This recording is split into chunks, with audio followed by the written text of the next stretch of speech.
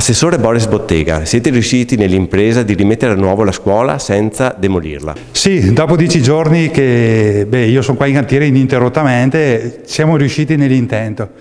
Mi sono fermato per la prima volta oggi, 2 ore fa sono andato a casa a lavarmi e a cambiarmi, mentre mi lavavo mi sono fermato a riflettere e ho ripercorso un po' questi ultimi 3 anni, da quando siamo partiti a fare le ispezioni, a prelevare dei campioni dei muri per capire il tipo di intervento che c'era da fare, a quando siamo arrivati a fare l'intervento. Per arrivare a questo, io quando siamo partiti non avrei mai sperato in un risultato del genere. Devo dire che il lavoro è venuto al di sopra delle mie aspettative, è un lavoro che mi rende un po' orgoglioso, che mi commuove anche un po'. Quindi un gran bel lavoro. Sì, bisognerebbe anche dire che questa scuola fu fatta fine anni 70, fu fatta dalla loro amministrazione. Nel 110° anniversario dell'unificazione dei comuni, l'allora sindaco Carlet pensò a questa scuola al di sopra di tutti i campanilismi che all'epoca erano ancora forti, quindi è stata costruita nel 110°, ristrutturata nel 150°, era stata costruita comunque molto bene per l'epoca.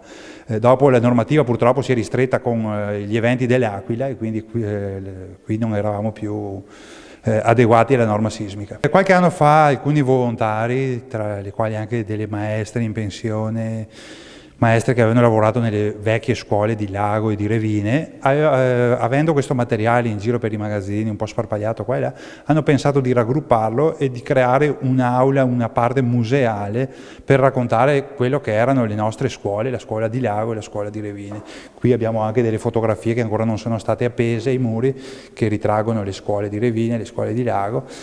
E l'intento delle maestre adesso sarebbe quello di fare 1 o 2 lezioni all'anno dentro in quest'aula per far provare ai bambini quello che provavano insomma i loro nonni un tempo. Prima di tutto era importante mettere in sicurezza questo stabile che ha rappresentato in realtà l'unione fra i 2 comuni, perché la loro amministrazione a fine anni 70 ha unito queste 2 scuole di Revine e di Lago in questa scuola. Nel nostro invito, se lei guarda nel disegno, c'è proprio il disegno originale, per cui l'abbiamo restituita, rinnovata e consolidata, e per noi è importante perché questo è il centro della vita del paese, perché qui si fanno i nuovi cittadini e il futuro, il nostro futuro. È stato uno sforzo notevole che l'amministrazione ha compiuto, 860.000 euro con contributo regionale e nostro avanzo di bilancio, ma ci credevamo, faceva parte del nostro programma elettorale ed è la prima cosa a cui tenevamo, perché questo è il centro, come dicevo prima, del nostro paese.